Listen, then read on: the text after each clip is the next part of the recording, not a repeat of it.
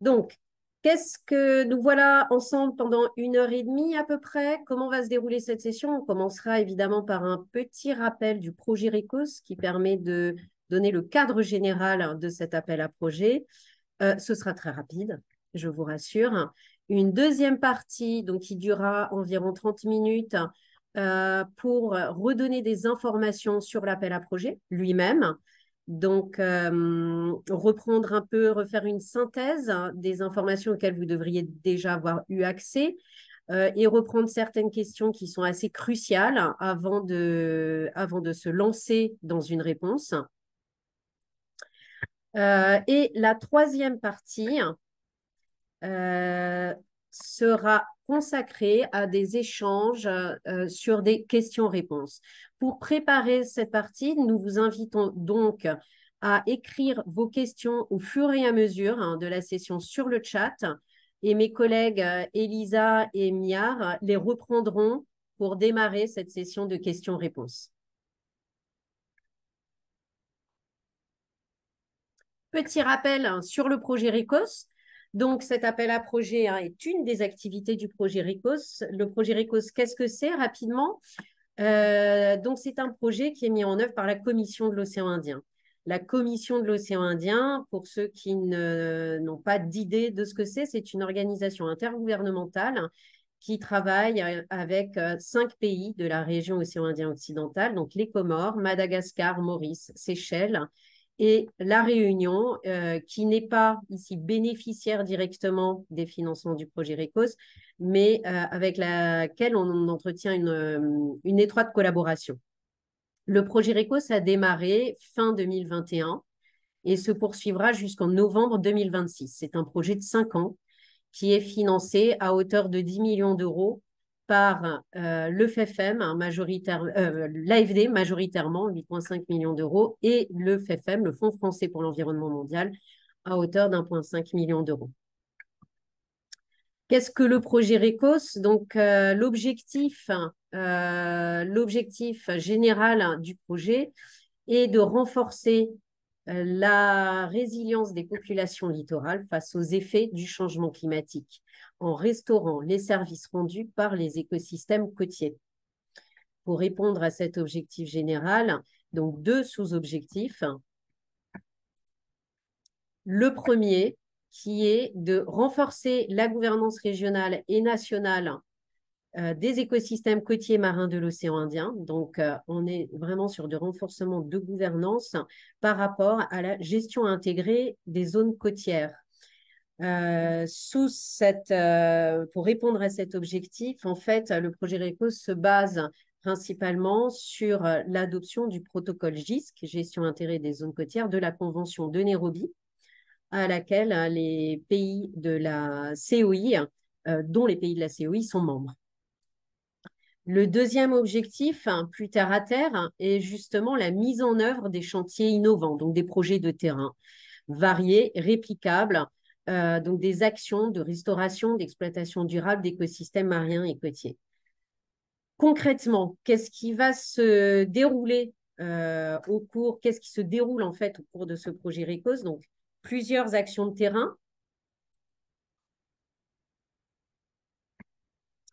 Le cœur du projet RECOS étant la mise en œuvre de 7 gros chantiers, 7 projets pilotes, dont 4 à Madagascar, 1 à Maurice, 1 aux Comores, 1 aux Seychelles. Ces 7 projets sont actuellement en phase de démarrage, les uns après les autres. On propose également un programme d'échange d'expertise qui est donc géré par Elisa Piat et qui a démarré, lui, en mai de cette année, donc, et qui est un programme qui reste ouvert sur toute la durée du projet et qui est sur demande. Donc, si certains d'entre vous peuvent être aussi intéressés par ce programme, n'hésitez pas à aller consulter la page web du projet RECOS sur le site de la COI, de la Commission de l'océan Indien. Ces actions de terrain, en fait, sont appuyées par un volet scientifique. Donc, un volet scientifique qui a été mis en place là au cours de la dernière année, qui est fonctionnel depuis 6 mois, au sein duquel 4 groupes de travail thématiques ont été constitués. Donc, chacun des groupes réunit en fait des acteurs de la région de l'océan Indien, des experts. Ce volet scientifique permet de renforcer la coopération scientifique entre les pays de la COI, voire même entre les pays de la Convention de Nairobi, sur 4 thématiques principales que l'on retrouve en transversale au travers des actions de terrain du projet RECOS. Donc, ces 4 thématiques, hein, vous voyez, les logos les représentent.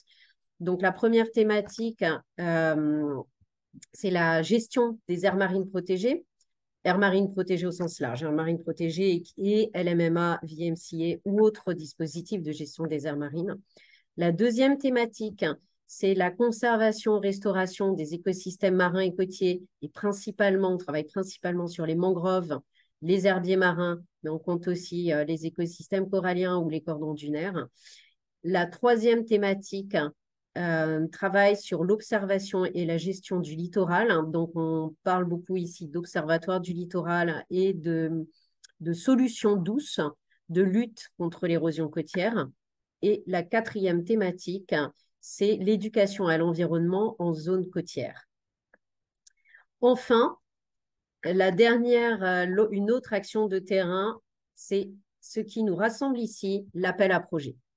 Voilà, donc cet appel à projet a été lancé donc, la semaine dernière.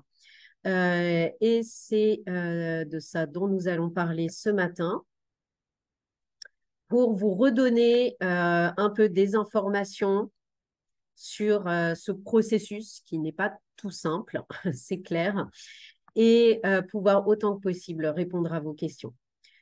Avant de poursuivre, je vais vous inviter à allumer vos caméras et nous allons faire une petite photo de groupe, hein, puisqu'on est 30, enfin là on est une quarantaine.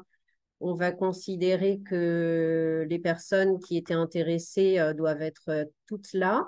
Si vous voulez bien allumer vos caméras, s'il vous plaît.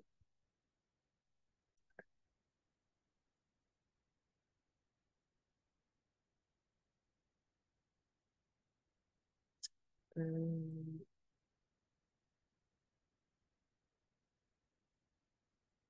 Merci. J'en profite pour...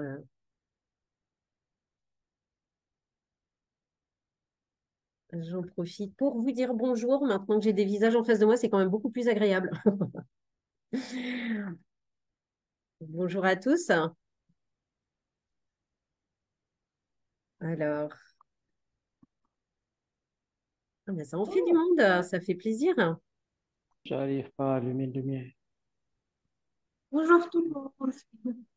Bonjour, oui, on peut se dire bonjour, c'est quand même plus humain.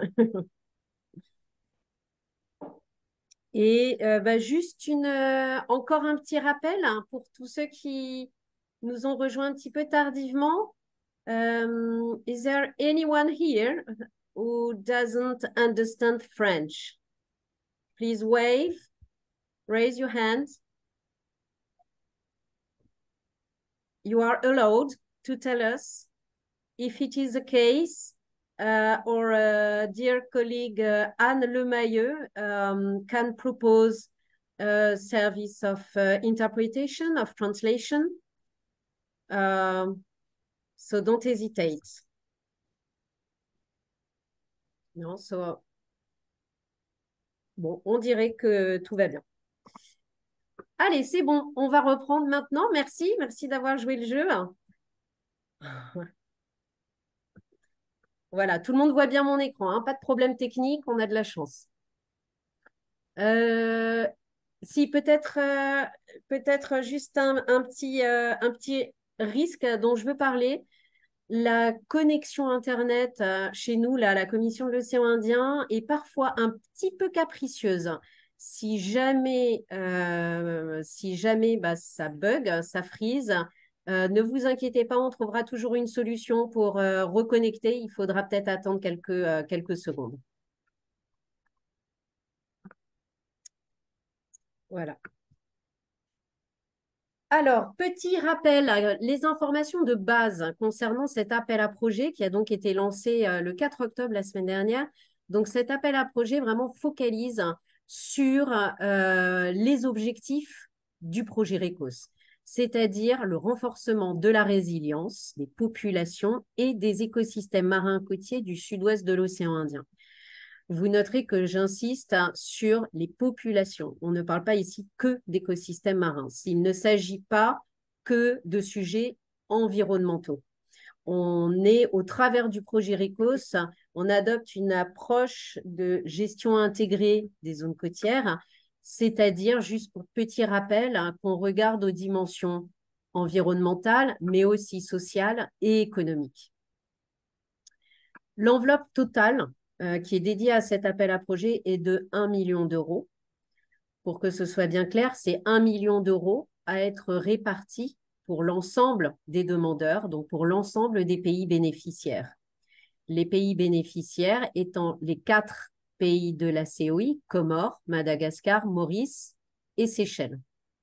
Les critères d'éligibilité sont communs aux deux lots avec des procédures communes. Ce qui est commun aussi, c'est un apport minimum du bénéficiaire, du demandeur principal qui doit être de 5% du montant total. Et les cofinancements sont non seulement autorisés, mais encouragés. Cet appel à projet se divise en 2 lots. Le lot 1, qui porte sur la gestion intégrée des zones côtières. Donc, l'objectif, c'est vraiment de renforcer l'approche de GISC, la mise en œuvre de la GISC ou équivalent, c'est-à-dire même ce qui ne s'appelle pas, qui ne fait pas apparaître la terminologie GISC, mais qui s'en rapproche par son approche qui inclut donc la concertation, l'intégration des différents secteurs, une approche holistique sur un territoire. Voilà, c'est le lot 1. Donc, les cibles sont la société civile, les autorités locales. Le montant des subventions pour ce lot est compris entre 50 000 et 150 000 euros. Et on y reviendra plus en détail. Donc, les thématiques éligibles concernent les activités liées à la gouvernance, la planification, la gestion des zones côtières, donc la gestion durable, évidemment, gestion intégrée, et la mise en œuvre de plans d'action GISC locales, à l'échelle locale, ou équivalentes, donc selon les approches de la gestion intégrée des zones côtières, sur les thématiques du projet RECOS. Le lot 2 est plus spécifique. Il va cibler davantage les institutions de recherche car les thématiques qui sont éligibles sont des actions de recherche et développement qui permettront de contribuer à améliorer la résilience des populations et des écosystèmes côtiers marins des pays bénéficiaires. Donc, on y reviendra. Donc, c'est un lot qui cible plus l'expertise technique scientifique, qui cible plus la recherche. Avant de commencer, la première question à se poser, que vous posez tous, est-ce que je suis éligible sur cet appel à projet? Donc, on va passer en revue ici les conditions, puisqu'on a vu que c'était parfois un peu confus. Petite précision aussi, là, pendant cette session d'information, j'en profite pour donner un peu des tips, des petits trucs au fur et à mesure de la présentation. Donc, vous verrez de temps en temps des encadrés orange avec des petites icônes. Donc, ça, c'est les petits conseils qui peuvent accompagner mon exposé. Donc, en ce qui concerne l'éligibilité, la première condition, bien sûr, c'est d'abord d'être une personne morale. C'est-à-dire qu'il faut que ce soit une personne, à un moment donné, qui signe une convention de financement. Donc, c'est une personne qui doit se porter garant d'une institution et c'est une personne qui va signer les documents officiels et juridiques. Mais ça ne suffit pas. Donc, il faut que cette personne représente 3 possibilités. Soit doit être un acteur non étatique, donc qui peut représenter acteur non étatique, ça veut dire ça inclut donc le secteur privé. Donc le secteur privé est éligible à cet appel à projet. Des partenaires économiques et sociaux, y compris les organisations syndicales, et de façon générale, la société civile sous toutes ses formes, selon les caractéristiques nationales. Donc, ça inclut les ONG, les associations, etc., du moment qu'elles sont juridiquement, qu'elles aient un statut juridique. C'est ça l'important, reconnu au niveau national. Ou bien ces personnes doivent représenter des autorités locales. Qu'est-ce qu'on entend par autorité locale? Donc, ce sont donc des institutions publiques qui sont dotées d'une personnalité juridique qui est située à un niveau inférieur à celui du pouvoir central. En gros, qui est responsable devant les citoyens. Donc, ce sont des villages, des municipalités, des districts, des comtés, des provinces, des régions. Ou bien, ces personnes morales représentent des instituts de recherche. Donc ça, spécialement pour le lot 2. Donc des universités, des académies, des centres de recherche privés, publics, ce n'est pas important. Ce qui est important, c'est donc d'être une personne morale, de représenter une de ces trois, d'avoir un de ces trois statuts. Troisièmement, il faut être établi dans un des 4 bénéficiaires du projet RECOS. Donc, soit aux Comores, soit Madagascar, Maurice ou aux Seychelles. Quatrièmement, il faut être directement chargé de la préparation et de la gestion du projet, avec des co-demandeurs. Cinquièmement, le demandeur doit être légalement constitué depuis au moins 3 ans, avant la date de la soumission de la note succincte. Donc ça peut être une contrainte qui s'accompagne d'une 6e condition, c'est que si votre note succincte est validée, donc vous serez amené à constituer un dossier beaucoup plus conséquent, dans lequel il vous faudra fournir les preuves de la mise en œuvre d'un projet d'importance de nature comparable au cours des 3 années qui précèdent la date limite de soumission de la note succincte. Ces conditions sont liées au fait que les subventions qui sont proposées dans le cadre de cet appel à projet sont assez conséquentes, que cela nécessite d'avoir déjà une expérience de gestion de ce type de projet.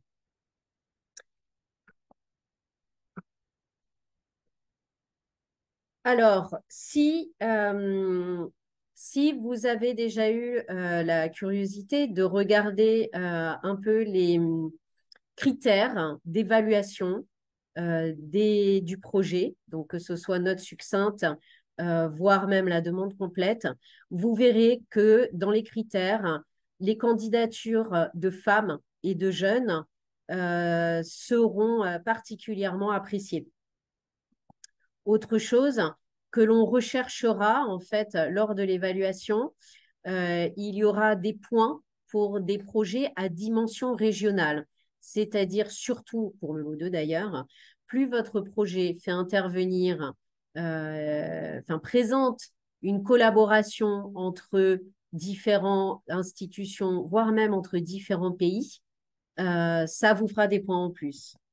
Et enfin, quand on parle là du coup de l'éligibilité du demandeur, il faut bien distinguer là le demandeur et le co-demandeur. C'est-à-dire que pour présenter un projet, il faut forcément une tête de projet. Donc, il faut un demandeur principal qui répond à tous ces critères. Mais ce demandeur, dès la note succincte, va devoir afficher, on lui demande d'afficher des co-demandeurs. C'est-à-dire qu'il peut aller chercher donc d'autres institutions, acteurs non étatiques, autorités locales, instituts de recherche, qui viennent même d'autres pays, et voire même d'autres pays que ceux de la COI, et que donc ces collaborations seront particulièrement appréciées au moment de l'évaluation des projets.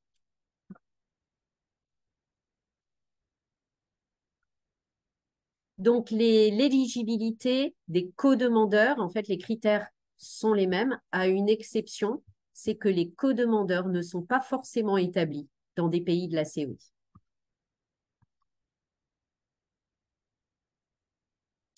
Pour en revenir maintenant à l'éligibilité des actions. Donc là, vous vous dites, OK, super, je rentre dans tous les critères. Vous pouvez vous dire aussi que vous aimeriez bien travailler sur un projet, sur une thématique qui correspond à cet appel à projet, mais que vous n'êtes pas forcément éligible. Dans ces cas-là, on vous conseille de trouver des collaborateurs dont l'un qui répond à tous les critères pourrait se présenter en demandeur principal et vous pourriez nouer une collaboration pour vous présenter en co-demandeur. Donc voilà, petit truc en passant. Maintenant, en termes de l'éligibilité des actions, donc là, il faut les considérer pour chacun des lots. Donc, pour le lot 1 qui concerne en fait la mise en application de l'approche de gestion intégrée des zones côtières dans les pays de la COI. Donc, cela inclut toutes les activités qui sont liées à de la gouvernance, de la planification, de la gestion des zones côtières et également de la mise en œuvre de plans d'action de GISC local ou équivalente, comme je disais tout à l'heure, équivalente, c'est-à-dire qui reprend en fait les concepts de la GISC dans ses approches et sur les thématiques du projet RECOS. Donc, un peu plus concrètement, qu'est-ce que la subvention peut financer? Des actions qui sont en lien avec de la constitution ou le renforcement de plateformes de concertation locale sous toutes leurs formes. Donc, cela peut être par exemple des comités locaux de GISC ou équivalents, donc locaux par exemple à l'échelle de district, à l'échelle de communes, à l'échelle d'un territoire. Ça peut être des associations de gestion d'air marine co-gérées, par exemple, des comités de gestion multi-acteurs sur des sujets de GISC, comme par exemple la pêche durable, de la gestion d'écosystèmes marins et côtiers. Donc des associations, par exemple, en charge de gestion de mangroves, hein, je donne des exemples hein, qui peuvent être éligibles. Les subventions peuvent couvrir également le développement de stratégies ou de plans d'action de GISC locaux équivalents.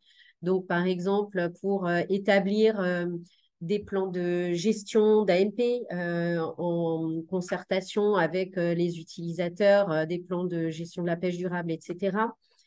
Et enfin, des actions liées à la mise en œuvre de plans GISC ou équivalents. Donc, des plans de gestion d'air marine protégé, des stratégies de pêche durable, etc., etc. Voilà.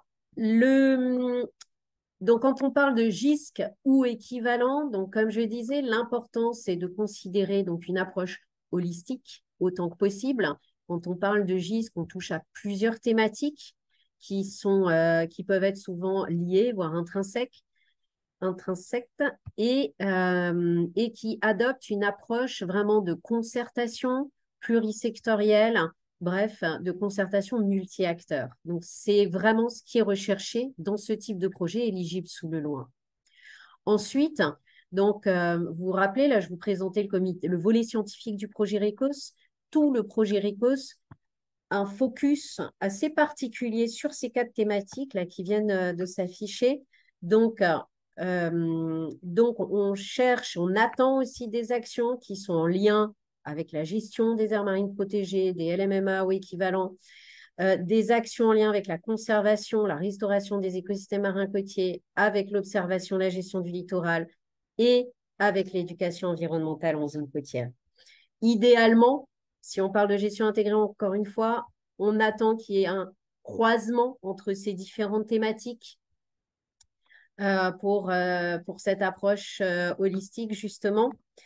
Et surtout, ne pas oublier que ces projets doivent également porter des dimensions sociales et économiques.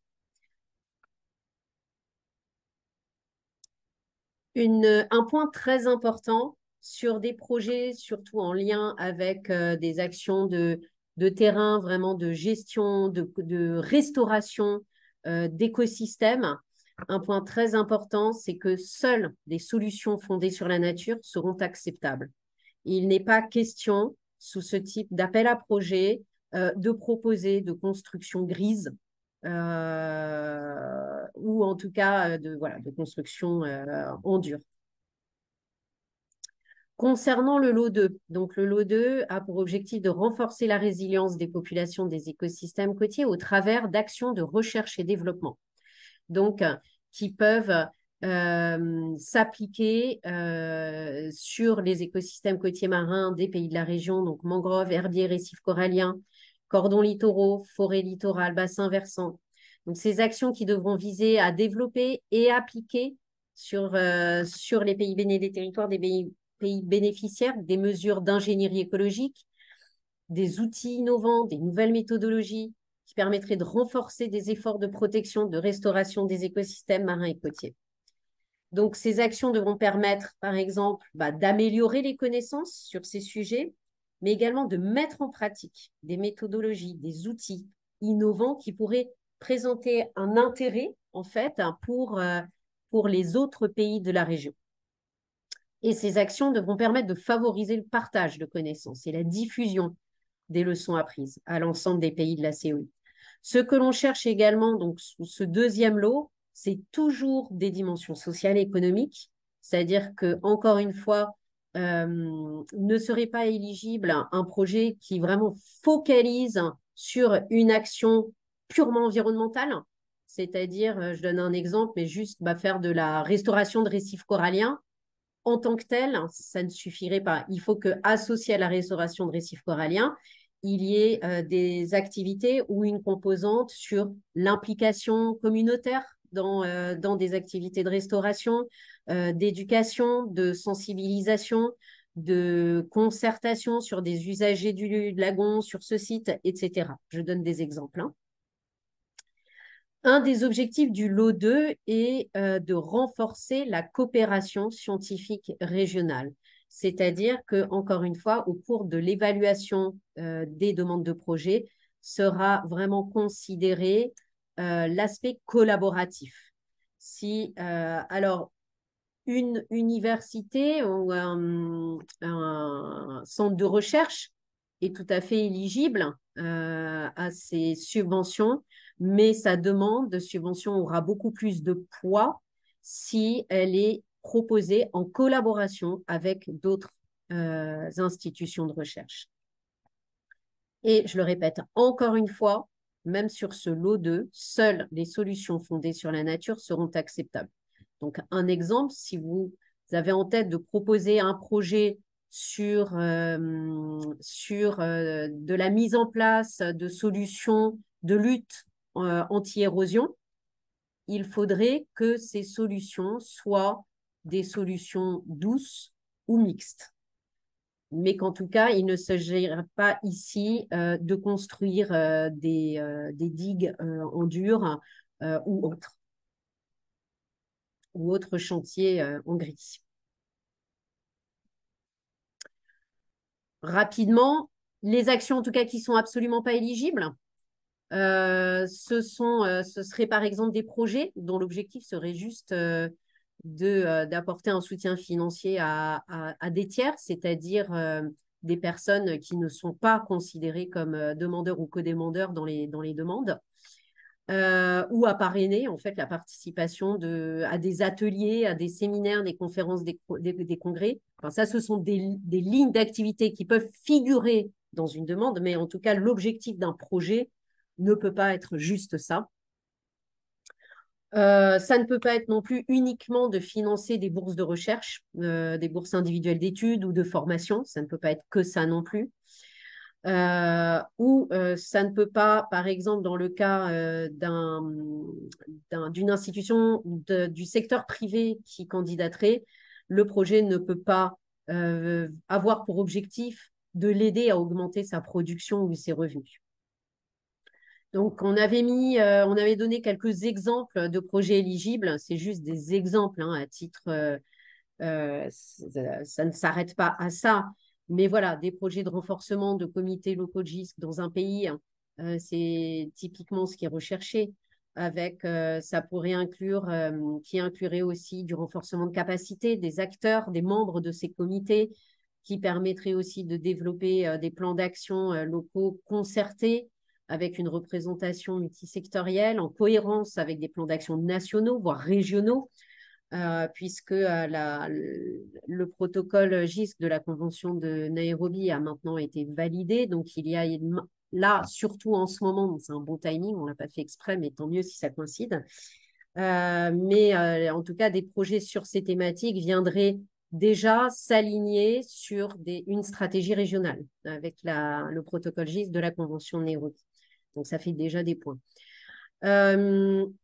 D'autres exemples de projets pour être en lien avec des aires marines protégées ou LMMA ou équivalent, donc de renforcer en fait des principes de cogestion, de renforcer des réseaux nationaux d'aires marines protégées, ce serait tout à fait éligible et à l'heure du jour.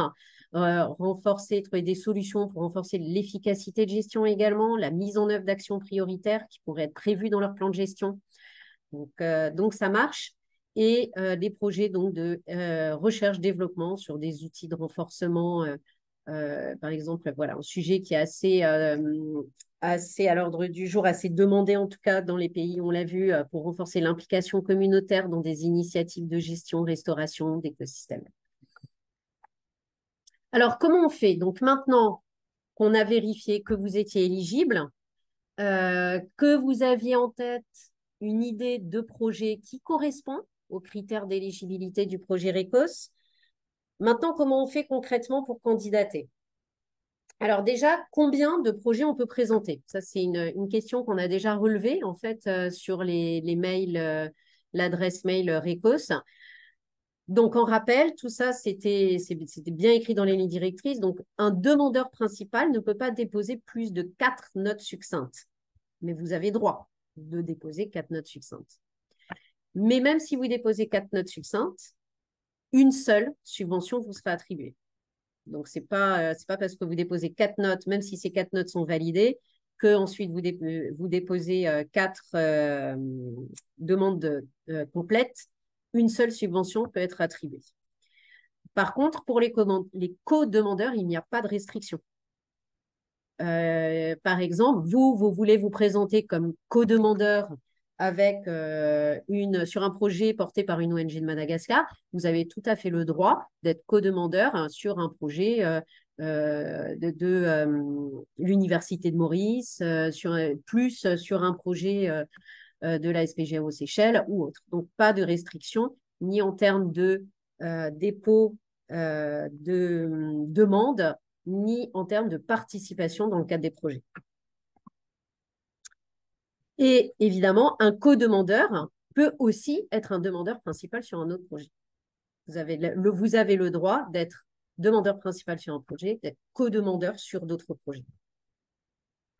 On commence par quoi? On commence déjà par se connecter à la page appel à projet sur le site web de la COI, parce que c'est sur cette page que vous avez toutes les informations qui sont essentielles. Donc, vous avez notamment les lignes directrices. Donc ça, il faut vraiment commencer par lire ça attentivement. Théoriquement, tout est là, ou alors, selon vos questions, on verra que peut-être il y a encore certaines zones d'ombre, mais c'est pour ça qu'on organise aussi ces sessions d'information. Mais ces lignes directrices vous indiquent toutes les étapes. Donc, vous avez donc, tous les critères d'éligibilité qui sont vraiment détaillés, autant l'éligibilité du demandeur, l'éligibilité des actions, l'éligibilité également des financements, dont je ne parlerai pas ici, parce que là, c'est vraiment rentré dans les détails. Mais vous avez également tout le processus qui est indiqué pour faire une demande de subvention. Donc, vous trouverez en marge de ces lignes directrices les formulaires de demande initiale, qu'on appelle aussi les notes succinctes. Et pour votre information, nous avons déjà mis en ligne, déjà depuis le lancement, nous avions mis en ligne les formulaires de demande complète, mais on s'est rendu compte que ça pouvait induire en erreur, mais que nous remettrons après cette session d'information. Pourquoi ces 2 types de formulaires?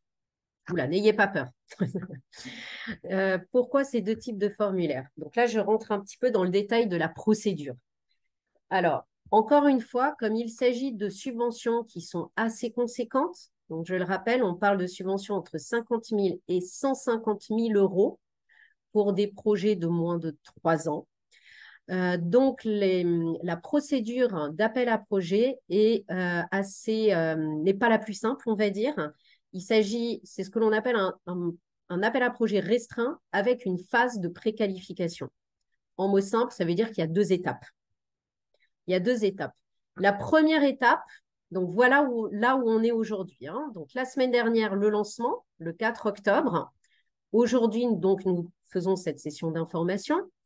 Pour ceux qui sont toujours intéressés et motivés, là, vous devez donc compléter cette note succincte. La note succincte, donc c'est le formulaire, je reviens ici, c'est le formulaire de demande initiale que vous trouvez sur le site web de la COI. Vous verrez, donc, ou vous l'avez même déjà vu, ce formulaire est assez simple.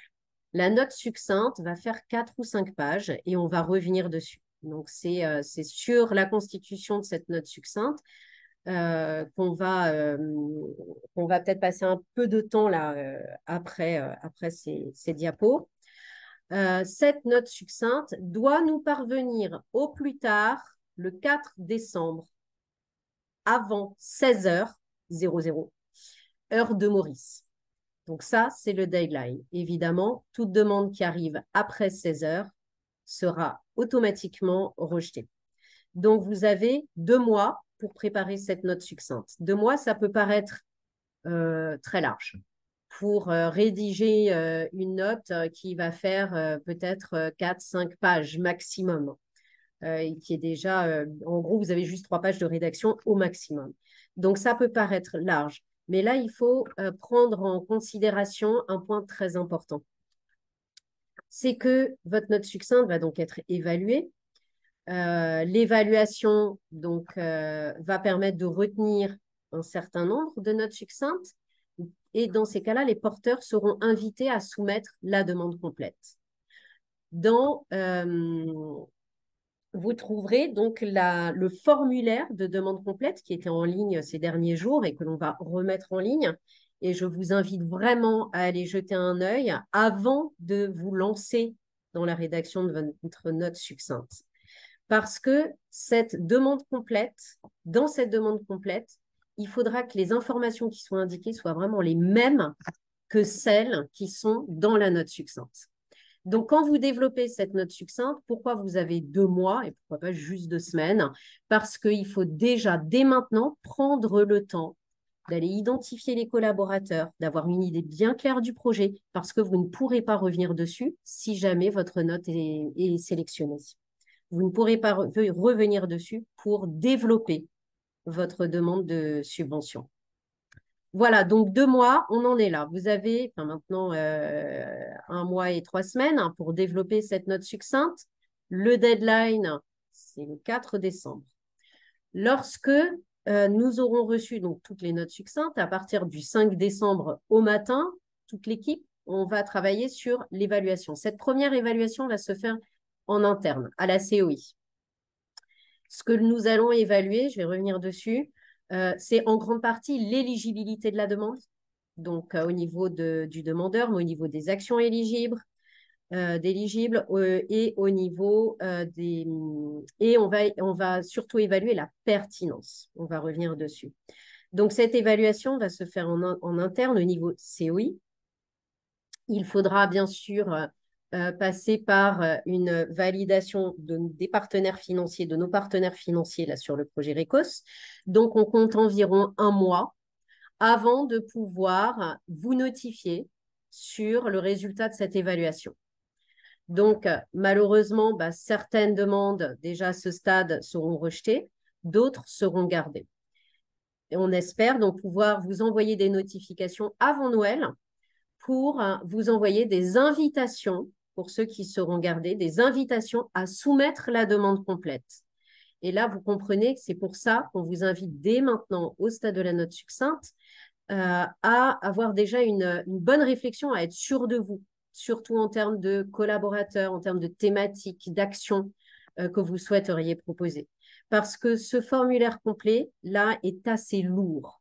Vu le montant des subventions, il va vous demander du temps en termes de rédaction. Donc, il y a 2 mois qui sont qui sont alloués à la préparation de ces demandes complètes. Donc, c'est assez lourd en termes de rédaction de la demande, mais il va falloir aussi fournir pas mal de documents administratifs en lien avec donc l'institution demandeur, mais également les co-demandeurs. Un mois sera encore nécessaire à l'évaluation de ces formulaires complets. Donc, on espère vers fin mars pouvoir notifier ceux qui auront eu les meilleures notes et qui pourront donc recevoir des subventions. Donc, les notifications d'attribution devraient se faire vers la fin mars. Et c'est à partir de là, donc après la validation donc par la COI et par l'AFD, le FEFEM, que pourra se faire la signature des contrats, des conventions de financement entre le demandeur et la COI. Donc, vous voyez, c'est une procédure qui est assez longue. Il faut compter environ 6 mois.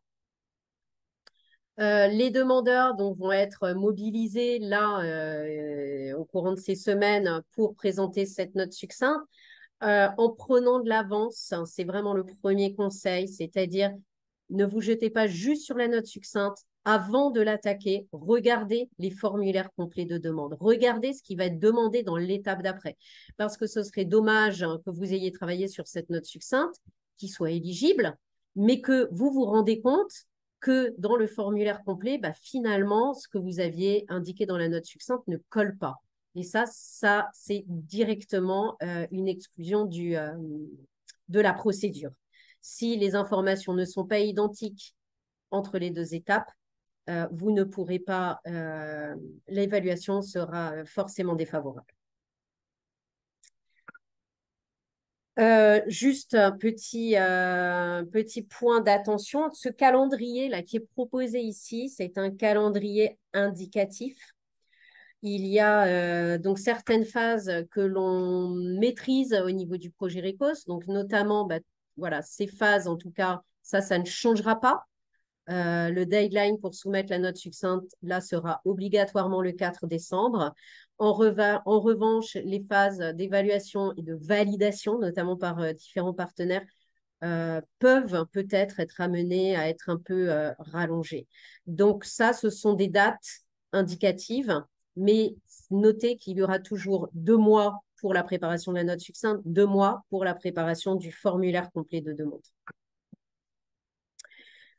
Concrètement, comment on fait pour préparer cette note succincte? Donc, voilà à quoi ça ressemble, ce formulaire que vous trouvez sur le site web de la COI.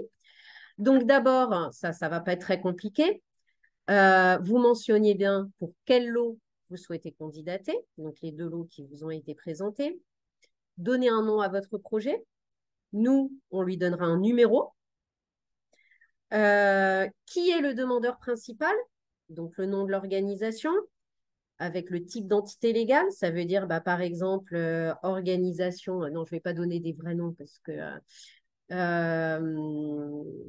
voilà, disons le nom de votre ONG. Le type d'entité légale, c'est ONG.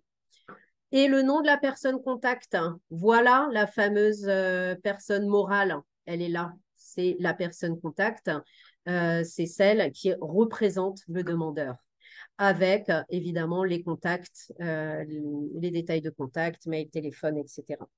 Sur cette note succincte, vous devez indiquer les co-demandeurs.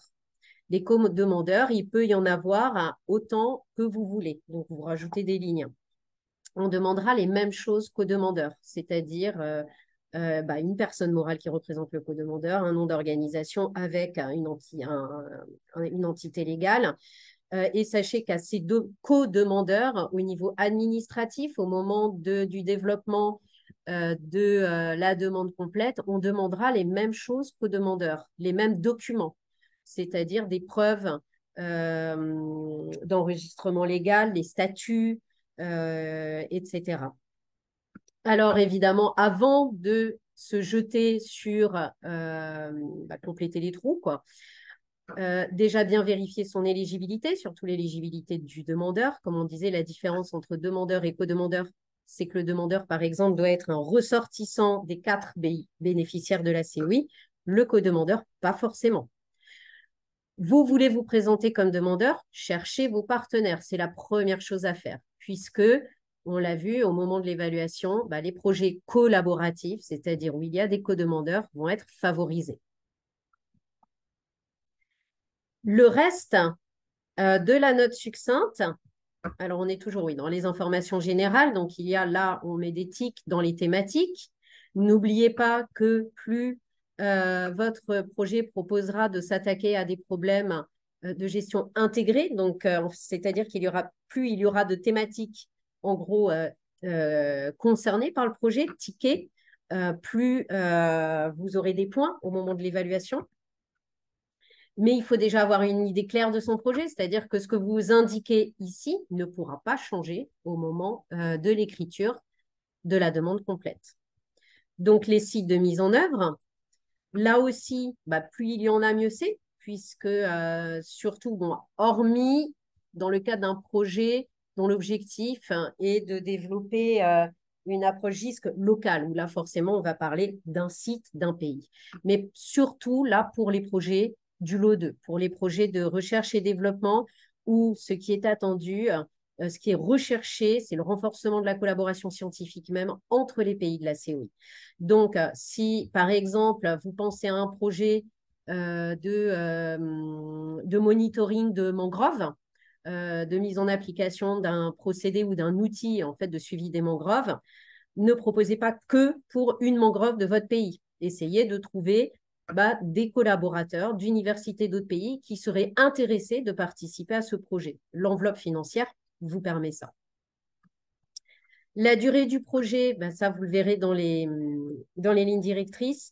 Le projet peut démarrer au plus vite, mais la date n'est pas fixée, c'est-à-dire que dès que la convention de financement est signée, il peut démarrer. Par contre, il y a une date butoir. Il devra se terminer au plus tard au 30 juin 2026. Donc, ces projets ont intérêt à démarrer le plus vite possible pour avoir la durée la plus longue possible. Ici, vous indiquerez le budget total de votre projet. Attention, le budget total, parce qu'ici, vous indiquerez le montant de la subvention demandée. Qu'est-ce que ça veut dire? Ça veut dire que vous êtes déjà peut-être porteur d'un large projet, voire même d'un programme en fait. Et que là, vous souhaitez demander une subvention qui permette de compléter votre projet actuel. Je reprends mon exemple par exemple, un exemple de restauration de mangroves. Vous travaillez sur un projet de restauration d'une mangrove à Madagascar. Vous avez des opportunités de travailler en collaboration sur des mangroves ailleurs ou d'autres pays. Donc, cette subvention peut tout à fait venir compléter votre projet actuel. Ça peut se faire dans le cadre de cette subvention. Ça veut dire, qu'est-ce que ça veut dire clairement? Que les cofinancements sont autorisés, voire même encouragés. Une obligation, c'est une petite contribution du bénéficiaire. Cette contribution doit être d'au moins 5% du montant de la subvention.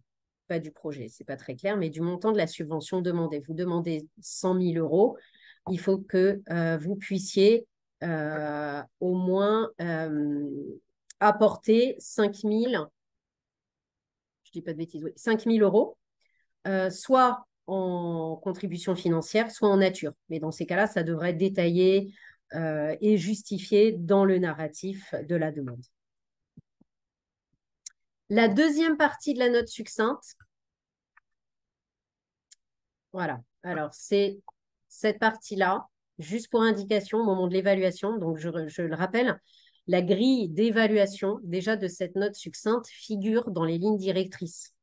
Donc, quand vous remplissez ça, je vous conseille d'avoir aussi la grille d'évaluation sous les yeux pour comprendre ce qui va être attendu, pour comprendre là où vous pouvez gagner le plus de points.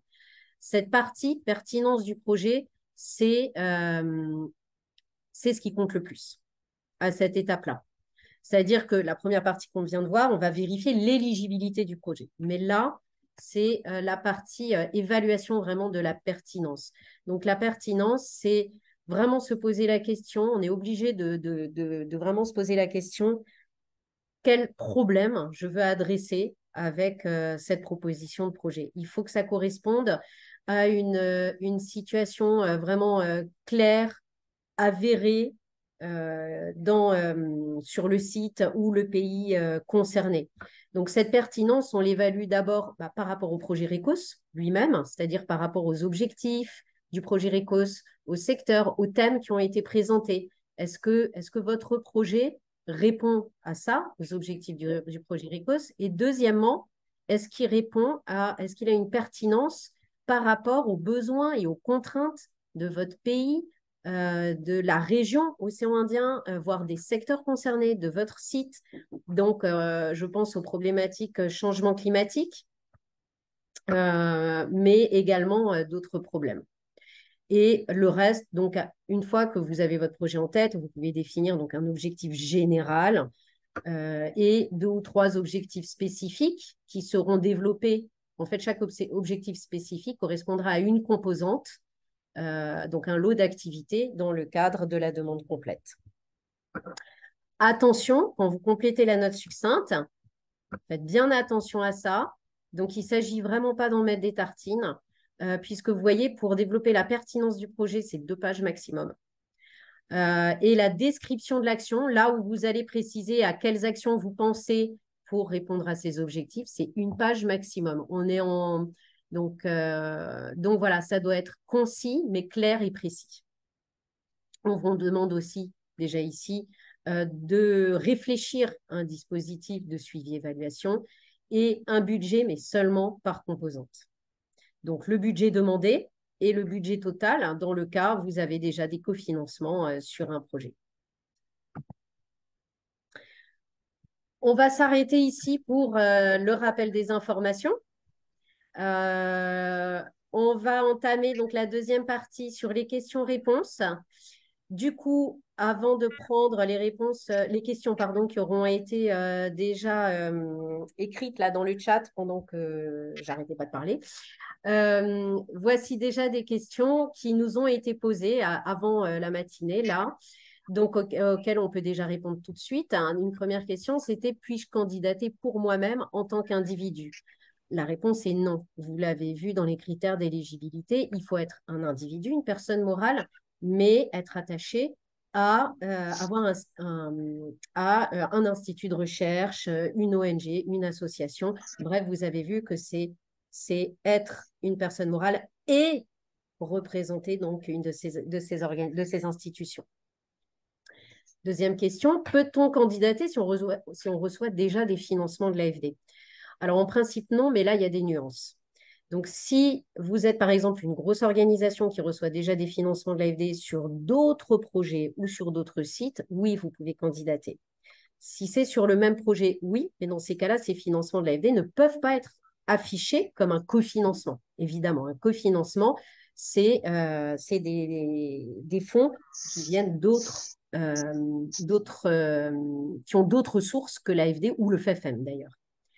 Et si vous recevez déjà des financements dans le cadre du projet RECOS, c'est-à-dire par exemple si vous êtes déjà porteur d'un site pilote, la réponse est non. Par contre, vous pouvez être co-demandeur.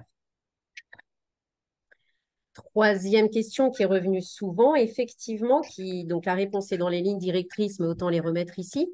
Est-ce que vous pouvez nous contacter si vous avez des questions?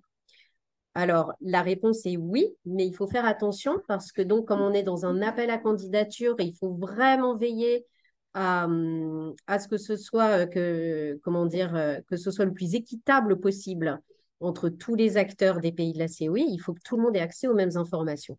Donc oui, vous pouvez nous contacter, mais par écrit, par mail, à l'adresse recos.coioc.org, et ce jusqu'au 20 novembre. Donc 2 semaines avant la date limite, le deadline. Et nous, donc l'équipe RECOS, on répondra donc par écrit aux questions jusqu'au 27 novembre. Il faut savoir que toutes les questions que l'on recevra et auxquelles on répondra seront publiées sur la page web de la COI. Donc, sur la page de l'appel à projet, on va développer une foire aux questions de façon à ce que de s'assurer que tout le monde ait accès à la même information. On nous a demandé qui allait évaluer sa note succincte.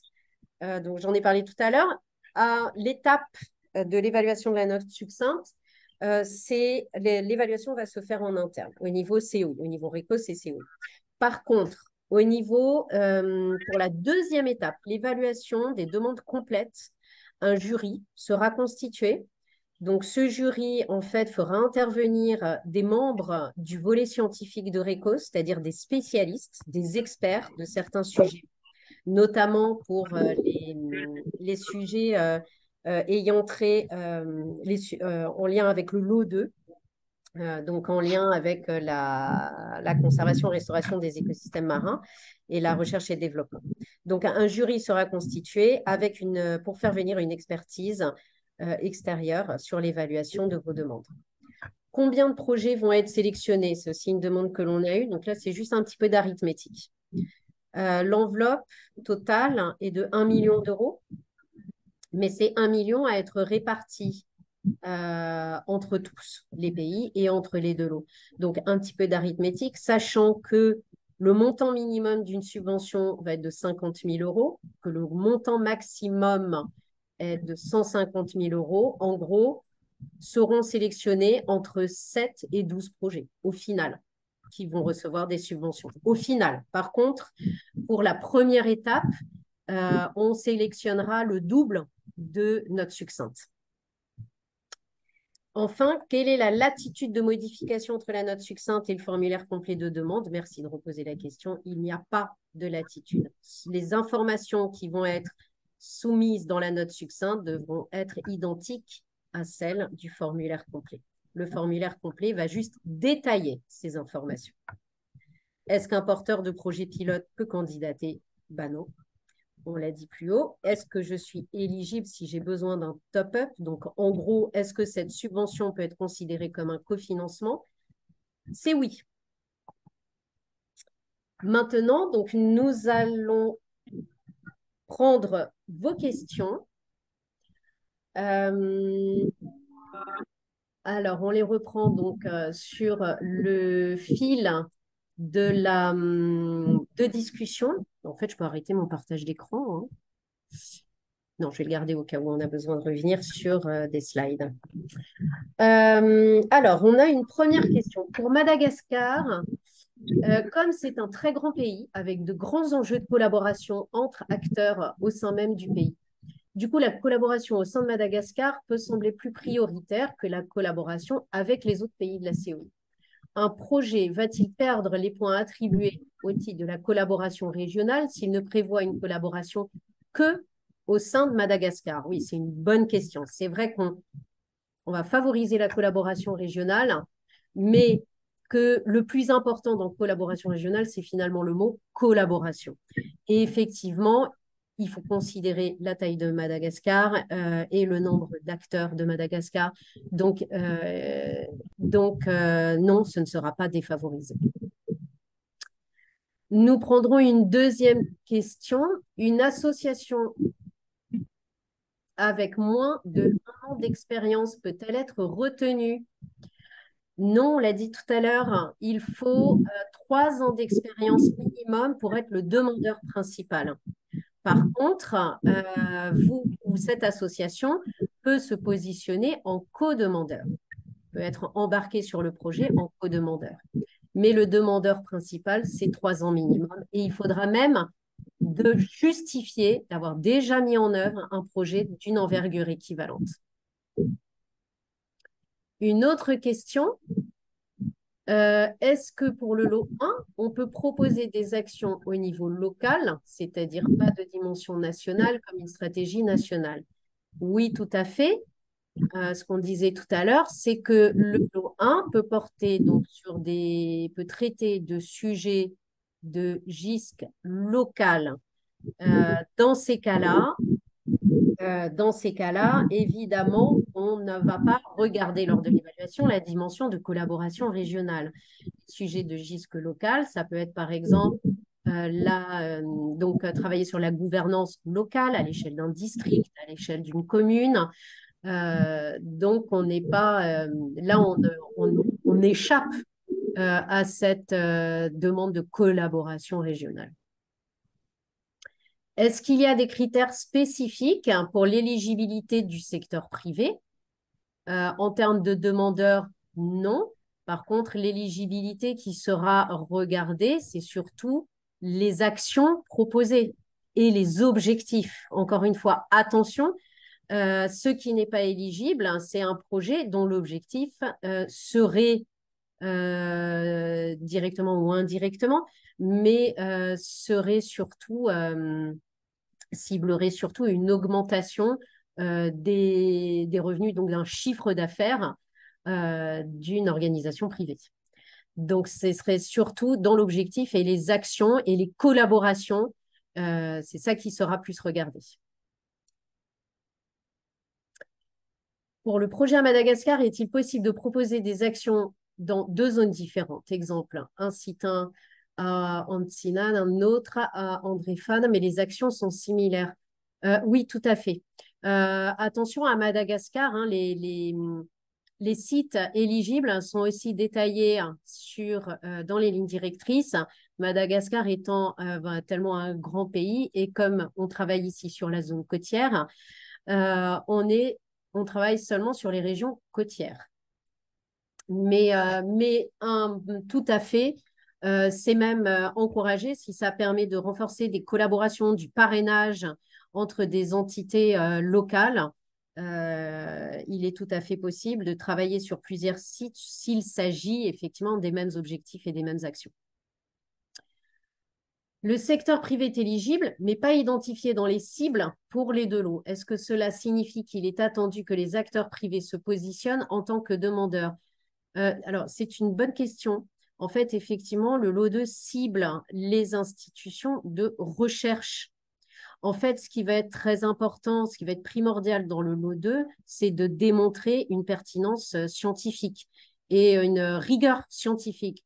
Donc on nomme particulièrement les instituts de recherche, les universités, les centres de recherche, mais qui peuvent être également privés. C'est pas le critère d'importance n'est pas que ce soit une institution publique ou privée. Les critères d'importance sur lesquels se fonderont les évaluations seront vraiment la pertinence scientifique et la validité scientifique. Donc, pour rappel, les demandes complètes, en fait, seront évaluées par des experts en la matière. L'achat de matériel peut-il être pris en charge par le projet ou s'agit-il juste de services? Oui, l'achat de matériel peut être pris en charge. Au stade de la note succincte, on vous demande juste un budget estimatif par composante. C'est très, très simple. En revanche, si vous passez cette première étape, que l'on vous demande de compléter un formulaire de demande complet, là, vous aurez un budget très détaillé à remplir. Dans ce budget sont éligibles évidemment les services, hein, des salaires, mais également de l'achat d'équipements, des voyages. Donc, tous ces critères, la description, disons, du budget à compléter, en fait, sera indiquée dans les annexes de ce formulaire de demande complet. Mais jusqu'alors, oui, bien sûr, il n'y a pas que les services qui peuvent être couverts par la subvention. Question d'après, il a été dit qu'il est attendu que le demandeur justifie la mise en œuvre de projets de même nature. Pouvez-vous préciser ce qui est attendu? Ah oui, pour justifier de l'expérience dans le cadre des 3 ans précédant cette demande, hein, si j'ai bien compris. C'est-à-dire qu'il va falloir qu'il puisse démontrer d'une façon ou d'une autre, on verra, ça sera vu un peu au cas par cas, mais en tout cas qu'il puisse démontrer que avant de répondre à cet appel à projet, le demandeur a déjà porté un projet équivalent, c'est-à-dire équivalent en termes de montant financier à gérer, parce que c'est ça qui est souvent assez complexe, c'est-à-dire voilà, qu'il a déjà géré des subventions de ce montant-là, et sur ces thématiques, plus ou moins. Donc, on regardera les thématiques sur lesquelles vous avez déjà travaillé, également le périmètre géographique. Donc, il y a le périmètre géographique, le périmètre thématique. Donc, voilà ce qu'on appelle équivalent. Cela concerne moins les co-demandeurs. Donc, rappelons que les co-demandeurs déjà peuvent être ressortissants d'autres pays et sont moins tenus à ces critères. Pour le lot de recherche et développement, est-ce que la personne morale doit obligatoirement faire partie d'une institution de recherche pour être éligible? Bah, oui, on l'a dit, il ne suffit pas d'être une personne. Le demandeur principal ne peut pas le faire à titre individuel. Donc, il faut être forcément rattaché à une structure, à une institution. Est-ce qu'un co-demandeur du secteur privé peut être l'exécution des actions sur le terrain, étant donné qu'il est sur site? L'exécutant, ah bah oui, c'est même recommandé. En fait, que ce soit demandeur ou co-demandeur, il faut que vous soyez les exécutants directs de la subvention. Enfin, en tout cas, ce n'est pas enfin direct. Il faut que vous soyez au plus proche de l'exécution des activités. Donc, pour le co-demandeur, oui, bien sûr, il peut être l'exécutant des actions de terrain. La collaboration régionale doit-elle se limiter au pays COI pour être un plus? Non, pas forcément, puisqu'on a vu que les co-demandeurs peuvent être des institutions de recherche d'autres pays. Donc, la collaboration régionale n'est pas limitée au pays de la COI. La deuxième sphère, quand on sort des pays de la COI, la deuxième sphère que l'on considère, c'est les pays signataires de la Convention de Nairobi. Donc là, on est à l'échelle régionale océan Indien occidental. Donc, c'est aussi encourageant.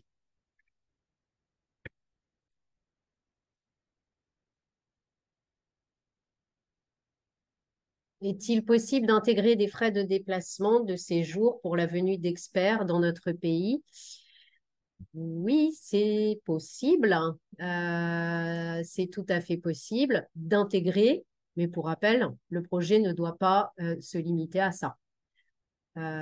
Et puis, alors cette question me fait penser, donc petit rappel à tout le monde, si vous êtes toujours en ligne, que une autre action là, du projet RICOS qui a démarré en mai dernier, c'est le programme d'échange d'expériences pour favoriser le déplacement et le transfert d'expertise entre les pays de la COI. Donc, n'hésitez pas à nous contacter, donc, le projet RICOS, ricos@coi-ioc.org, ou Elisa, qui est en charge de ce programme, pour étudier avec elle si vos besoins d'expertise peuvent être couverts par ce programme. Et ça, vous pouvez le faire à tout moment. Il n'y a pas d'appel à projet, c'est sur demande. Voilà, je referme la parenthèse et on revient à l'appel à projet. Est-il possible d'avoir un co-demandeur apportant un savoir-faire pointu ou spécifique, mais étant basé en Europe? Oui, il est possible. On l'a dit, les co-demandeurs peuvent être basés dans d'autres pays que la COI, bon, la deuxième sphère étant la Convention de Nairobi, mais l'Europe, c'est possible.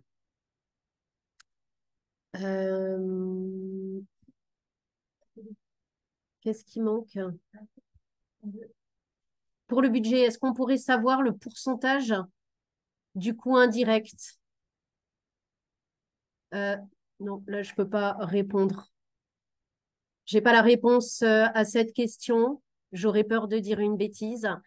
Ça, c'est donc il y a des coûts indirects qui sont prévus, ça c'est clair. Le pourcentage, je ne l'ai pas sous les yeux. Ça sera au stade de la formulation de la demande complète, quand vous aurez un budget détaillé à renseigner, que ces points seront indiqués et seront soulevés.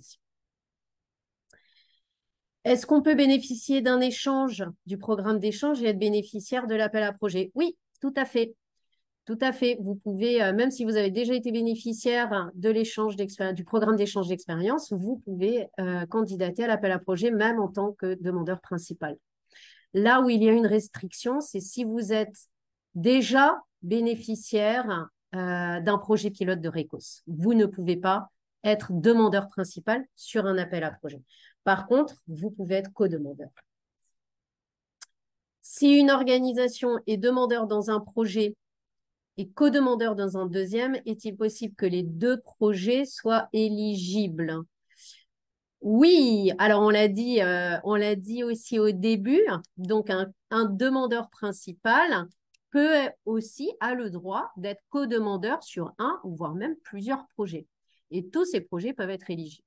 Pas de problème. En fait, un demandeur principal ne peut porter qu'un seul projet, mais il peut être un partenaire sur d'autres projets. Est-ce que deux entités, l'un éligible du lot 1 et l'autre du lot 2, peuvent candidater pour un même projet avec des actions éligibles dans les deux lots? Alors, OK. C'est super intéressant. Alors, peuvent candidater pour un même projet avec des actions éligibles dans les deux lots. De toute façon, ce qui est éligible dans le lot 1 peut l'être aussi dans le lot 2 par défaut. Dans ces cas-là, en fait, il vaudrait mieux candidater. Donc, si vous avez une entité qui est capable de candidater pour le lot 2, ça veut dire que vous avez un partenaire scientifique, hein, une institution de recherche là en partenaire. Donc, dans ces cas-là, autant candidater directement pour le lot 2.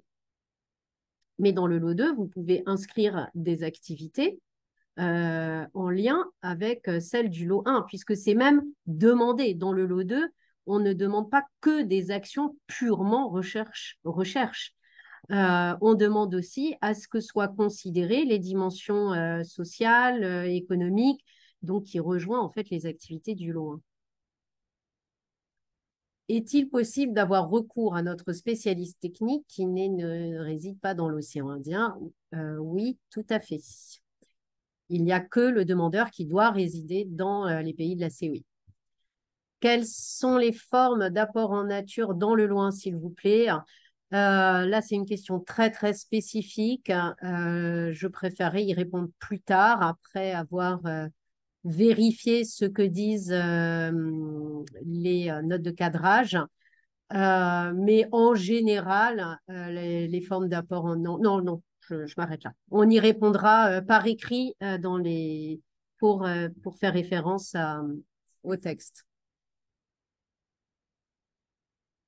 Oui, quel type d'apport en nature? Ça peut être par exemple la mise à disposition d'un local, en général, ou de l'hébergement, par exemple, proposer par exemple si le projet doit faire intervenir des experts qui doivent se déplacer, résider dans un pays, et que,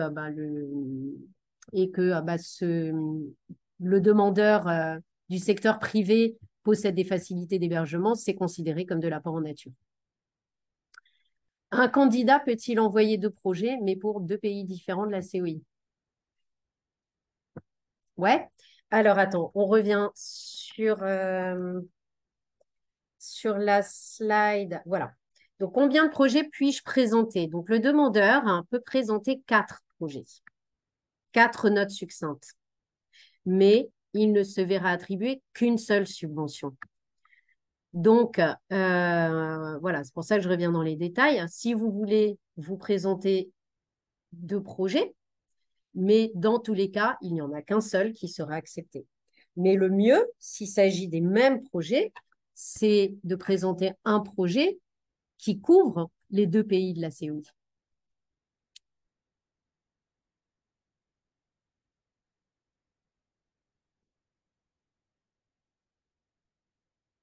Ça y est, on a épuisé les questions déjà? Bon, ce que je vous propose peut-être maintenant, moi j'arrête le partage d'écran. Il nous reste quelques minutes, hein. Ce que je vous propose, c'est peut-être de rallumer vos caméras, vos micros et de faire une petite prise de parole, hein, pour ceux qui souhaitent poursuivre, qui ont des questions encore, on le fait à l'oral.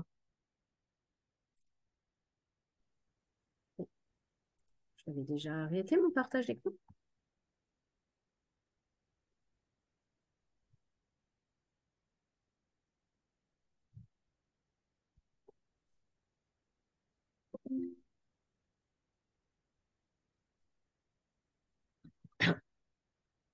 Voilà, donc est-ce que On a encore quelques minutes encore pour des questions, des commentaires. Oui, justement, Ah. vous m'entendez, Adèle? Oui, Sachouda, on vous entend. Oui, justement, vous avez mentionné mangrove plusieurs fois. Oh, c'est un Alors, exemple, nous, hein. C'est le premier qui ouais, me non, vient non, en tête, c'est ça. là. Non, Ça non, ne veut c'est pas dire ça. qu'on focalise sur les mangroves du tout. Non, non, non, c'est pas ça que je voudrais vous poser la question. OK. C'est, ouais, on s'intéresse hein, à la plantation des mangroves. Alors, peut-être on va se mettre un projet sur la plantation des mangroves. Mais une chose que je veux vous demander, c'est par exemple, on veut construire une plateforme hein, à travers la plantation. Alors, pour faciliter l'accès sur la plantation des mangroves, pour faire la recherche, pour faire la visite, des choses comme ça. Est-ce que c'est possible hein, pour l'inclure dans le projet, le coût dans le projet, la construction de plateforme à travers la plantation? Oui, c'est possible. Oui, oui, ça fait partie des actions éligibles. Après, vu l'ampleur des subventions, les projets ne doivent pas focaliser sur des petites actions, mais ça peut faire partie des actions pour répondre à un des objectifs du projet. Du moment, alors après, si jamais il y a de la construction qui est prévue, même si c'est de la construction, comment dire, légère, ça doit être de la construction légère, et il pourrait Oui, y avoir dans certains projets des actions qui nécessiteraient des études d'impact auparavant. Donc ça, il faudra le considérer aussi. Donc ça, d'accord, oui, mais dépendant ça c'est aussi clair. des réglementations nationales, hein. On se basera Oui, toujours sur les réglementations nationales. Mais surtout, voilà, oui, pour le lot 2, il se peut que l'activité que vous proposiez requiert une étude d'impact. Donc ça va faire partie des questions que nous, on se posera au moment de l'évaluation si vous n'avez pas proposé par vous-même de réaliser mhm, des études préliminaires dans certaines actions.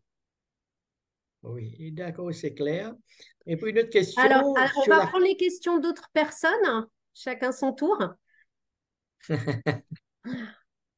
Bonjour. Oui, Bonjour, j'aimerais revenir sur la question apport en nature que j'ai posée tout à l'heure.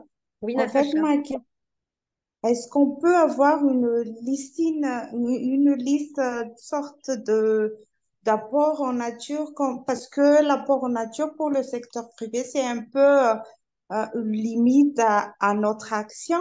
Et donc, on veut avoir quel type exactement de... Vous avez donné un exemple tout à l'heure, mais on veut voir, si possible, une liste d'exemples d'apports en nature que le secteur privé peut proposer. Merci.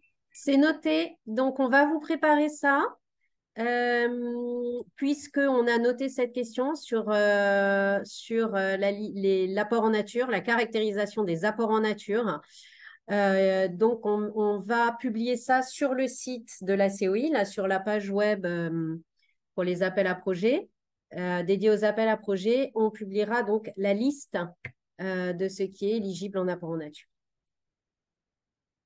Merci. Quelqu'un d'autre?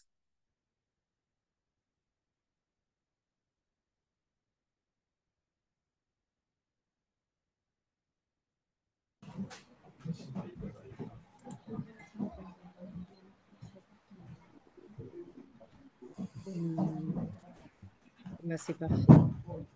1 heure et demie, pile 1 heure et demie. Il reste 1 minute pour une dernière question, au cas où. Sinon, on peut commencer à se dire au revoir. Donc, n'oubliez pas, à partir de maintenant, donc, vous regardez bien toutes les lignes directrices, là, tout ce qui est écrit dedans. On va remettre en ligne le formulaire de demande complète que, avant de vous jeter dans l'aventure, vous vérifiez bien tout ce qui va être demandé dans le deuxième temps. Parce que pour compléter ce formulaire, comme on dit, faudra une certaine disponibilité. Et vous pouvez continuer à nous envoyer des questions. Donc, sur l'adresse, c'est indiqué partout, hein, recos@coi-ioc.org.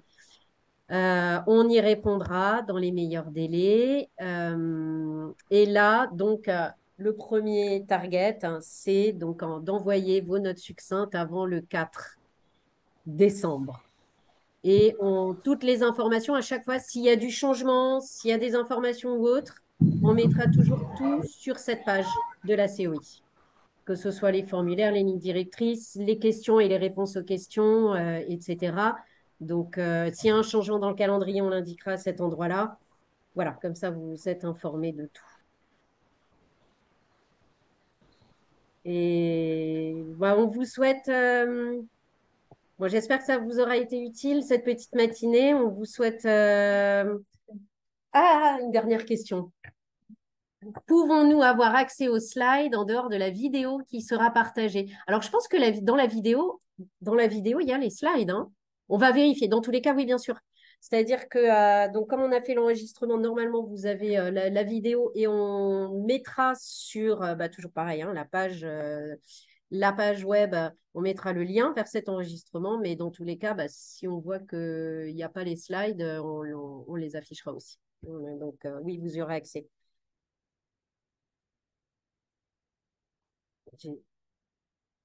On peut les partager par mail, mais il faut que ça sera accessible à tous. Voilà, merci pour votre participation. C'est chouette de vous voir aussi nombreux, aussi intéressés. Alors, évidemment, si vous êtes éligible pour développer une formulaire complet, on fera avec les porteurs de projets, on fera une nouvelle session d'information, voire même peut-être en plusieurs étapes afin de pouvoir vous apporter, vous donner quand même un accompagnement dans le développement du dossier. Donc, mais ça, c'est dans un deuxième temps. Là, on focus déjà sur la note conceptuelle. Bon courage à tous. On vous souhaite une bonne journée et bon courage pour vous lancer dans le développement de projet. À bientôt. À bientôt. À bientôt.